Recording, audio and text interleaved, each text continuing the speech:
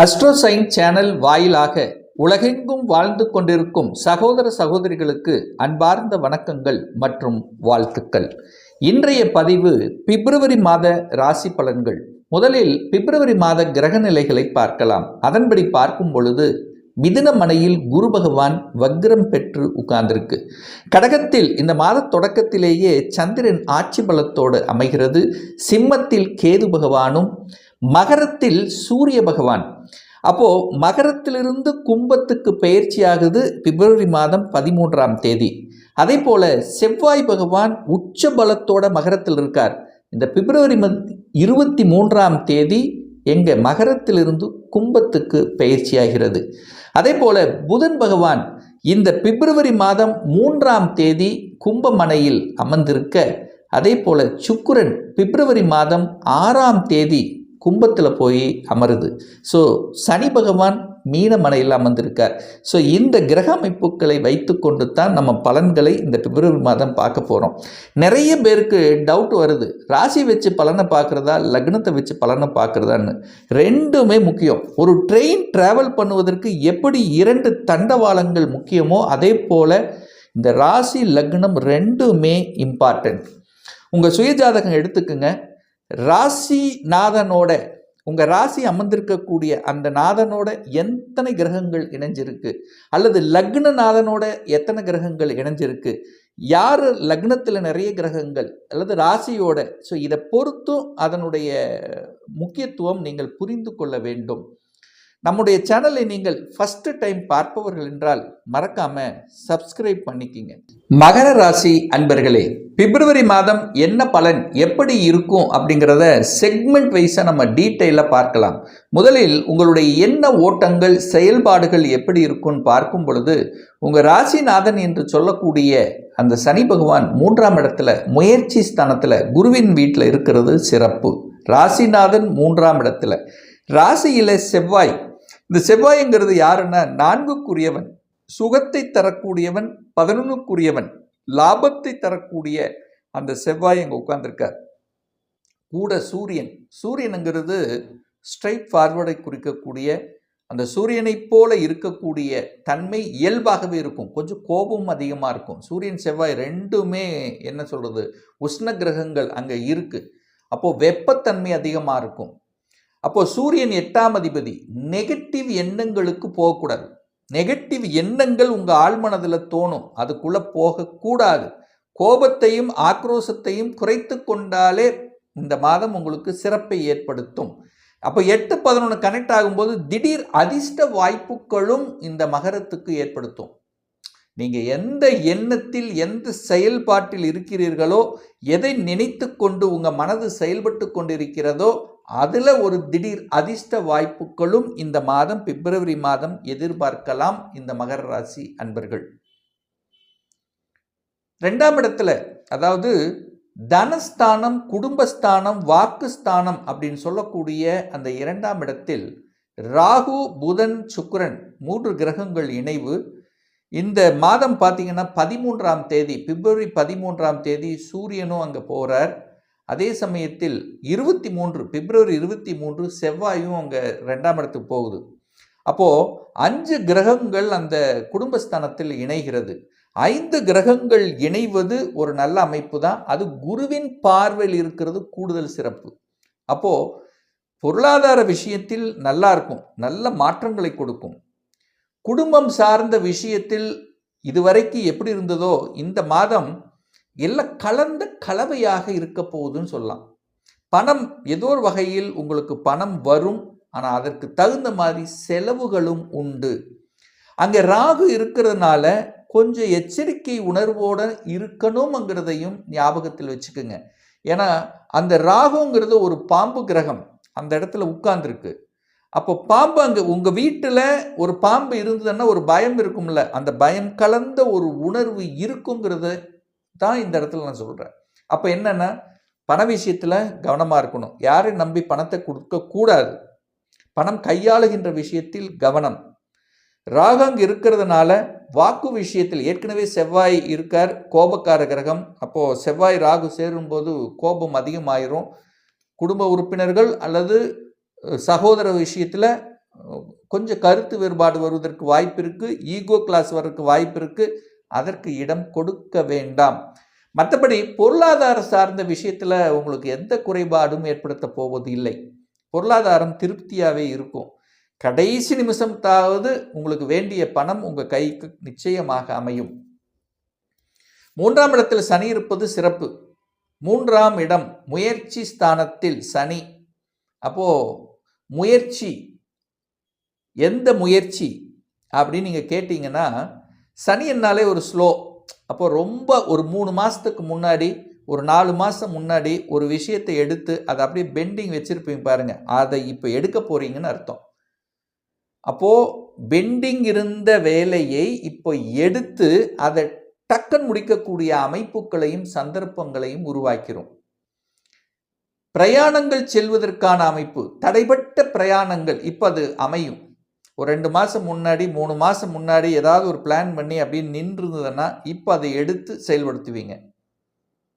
வியாபார நுணுக்கங்கள் சூப்பராக இருக்கும், பேச்சு அழகாக இருக்கும். ஏன்னா பாக்கியத்தை கொடுக்கக்கூடியவன் இந்த மகரத்துக்கு புதன் பகவான், 9ஆம் அதிபதி. பேச்சுக்கு காரக கிரகம் புதன். அப்போ 2ஆம் இடத்துல உட்கார்ந்துருக்கார். அழகாக பேச்சுவீங்க. எந்த இடத்துல எதை பேசணும், எதை செய்தால் நம்முடைய காரியம் சக்சஸ் அப்படிங்கிற அந்த யுக்தி இந்த மாதம் சூப்பராக இருக்க போகுது மகரத்துக்கு. அப்போ உங்களை அவ்வளவு சீக்கிரம் ஏமாற்ற முடியாது.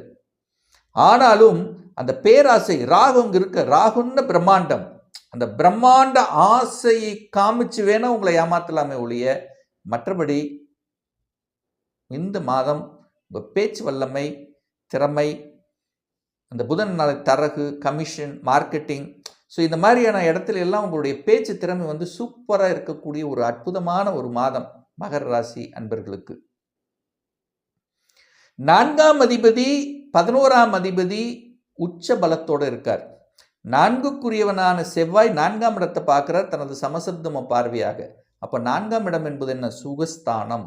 4ஆம் இடத்துல என்ன, வீடு, வண்டி, வாகனம், இந்த சொத்துக்கள் சார்ந்த விஷயங்கள், இதெல்லாம் 4ஆம் இடத்துல தான் அமைஞ்சிருக்கு.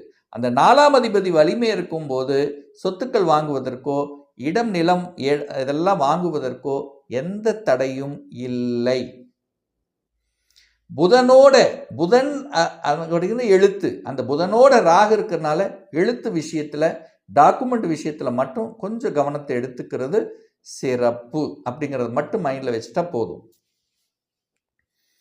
5ஆம் அதிபதி பூர்வ புண்ணியஸ்தானத்தின் அதிபதி, பஞ்சமஸ்தானத்தின் அதிபதியாக இருக்கக்கூடிய சுக்கிர பகவான் குடும்பஸ்தானத்தில். அப்போ உங்களுடைய பணம் குழந்தைகளுக்கு செலவாகும். குழந்தைகளுக்காக ஏதாவது ஒன்று பண்ணணும் அப்படிங்கிற அமைப்பு இருக்கு.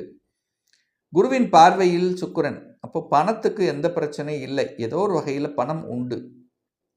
குழந்தைகள் நன்றாக படிக்கக்கூடிய அமைப்பு. அடிஷ்னல் ரெஸ்பான்சிபிலிட்டி, அடிஷ்னல் கோர்ஸ், ஏதாவது ஒரு கோர்ஸ் முடிச்சிருந்தானா வேறு அடிஷ்னல் ஏதாவது படிக்கணும் அப்படிங்கிற எண்ணங்கள் நிச்சயமாக உங்கள் மனசில் உதயமாகும்.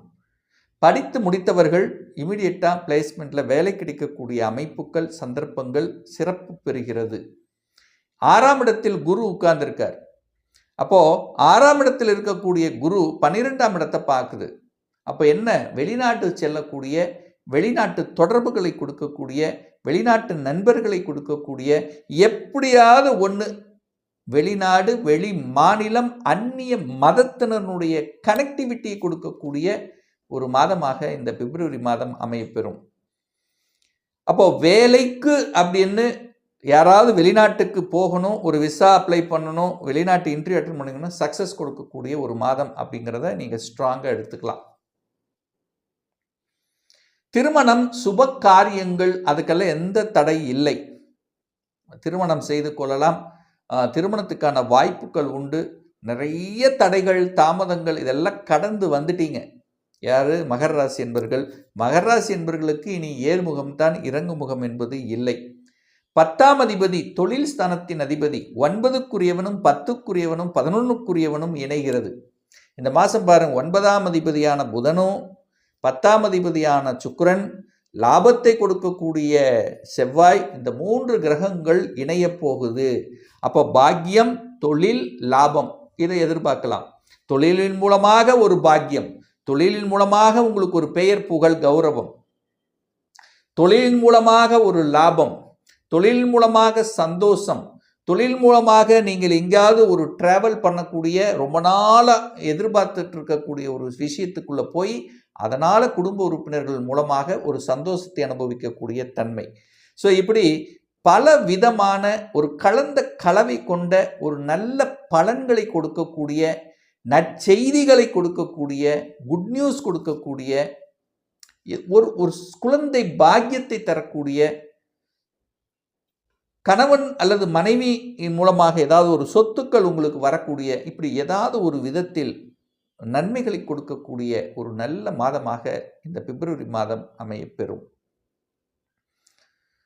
இன்னும் ஒரு நல்லா இருக்கணும், மனசு நல்லா இருக்கணும், தெம்பா இருக்கணும், சுறுசுறுப்பாக இருக்கணும், குலதெய்வத்தை கெட்டியாக பிடித்து கொள்ளுங்கள். ஸோ இந்த மாதம் ஒரு தெய்வ வழிபாடு அப்படின்னு எடுத்துட்டா உங்களுடைய குலதெய்வம் தான். குலதெய்வத்தினுடைய வழிபாடு உங்களுக்கு அனைத்து விதத்திலும் மேன்மையை ஏற்படுத்தி கொடுக்கும். அடுத்து பார்த்தீங்கன்னா நிச்சயமாக விநாயகர் வழிபாடு. வீட்டை விட்டு நீங்கள் கிளம்பும்போது விநாயகர் பார்த்துட்டு நீங்கள் வெளியில் செல்லும்போது அன்றைய நாள் இனிதே சந்தோஷமாக இருக்குங்கிறதுல எந்தவித மாற்று கருத்தும் கிடையாது. ஒரு துல்லிய பலன் வேணும். உங்கள் ஜாதகத்தில் கிரகங்கள் எப்படி இருக்குது? ஆட்சி பலத்தோடு இருக்கா, இல்லை உச்ச பலத்தோடு இருக்கா, வர்க்கோத்தம பலம் பெற்றிருக்கா, திக்பலம் பெற்றிருக்கா, நீச்சமாக இருக்கா, அது எந்த கிரகங்களுடன் இணைவு பெற்றிருக்கு, எத்தனை டிகிரியில் இருக்குது, இப்போ நடக்கக்கூடிய தசாநாதன், புத்திநாதன், அந்தரநாதன், சூட்சமநாதன் எப்படி இருக்குங்கிறத பொறுத்து நீங்கள் கேட்கக்கூடிய எந்த கேள்வியாக இருந்தாலும் சரி, இந்த 2026 சொந்த தொழில் செய்வதற்கான கொடுப்பினை இருக்கா, அப்படி இருக்கக்கூடிய பட்சத்தில் எப்போ நம்ம சொந்த தொழிலை ஆரம்பிக்கலாம், திருமணம் தடைப்பட்டு கொண்டே இருக்கு, எப்போ தான் நமக்கு திருமணம் நடக்கும், இப்போ +2 முடிச்சிருக்கேன், எந்த கோர்ஸ் எடுத்து படித்தா நம்முடைய ஃப்யூச்சர் நன்றாக இருக்கும், எப்போ எனக்கு ப்ரமோஷன் கிடைக்கும், எப்போ நான் வீடு கட்டுவேன், எப்போ எனக்கு குழந்தை பாக்கியம் கிடைக்கும், இது போன்ற கேள்விகளுக்கு துல்லியமான பதிலை நம்மால் கூற முடியும். ஒரு பர்சனல் கன்சல்டேஷன் எடுத்துக்கணும், ஒரு சுய ஜாதகம் பார்க்கணும் என்று விருப்பப்படக்கூடிய அன்பர்கள் டிஸ்பிளே தெரியக்கூடிய நம்பருக்கு வாட்ஸ்அப் மூலியமாகவோ ஃபோன் கால் மூலியமாகவோ தொடர்பு கொண்டு நேரடியாகவோ அல்லது ஆன்லைன் மூலமாகவோ கன்சல்டேஷன் எடுத்துக்கலாம். நம்மளுடைய அலுவலகம் கோயம்புத்தூரிலிருந்து மேட்டுப்பாளையம் செல்லும் வழியில் வெள்ளக்கிணர் பிரிவு அன்னபூர்ணா ஹோட்டலுக்கு பக்கத்தில் அமைந்துள்ளது. பிரியர் அப்பாயின்மெண்ட் எடுத்துக்கிட்டு நேரடியாக கன்சல்டேஷன் எடுத்துக்கலாம். நிச்சயமாக இந்த பதிவு ஏதாவது ஒரு ரூபத்தில் உங்களுக்கு யூஸ்ஃபுல்லாக இருக்குங்கிறதுல எந்தவித மாற்று கருத்தும் கிடையாது.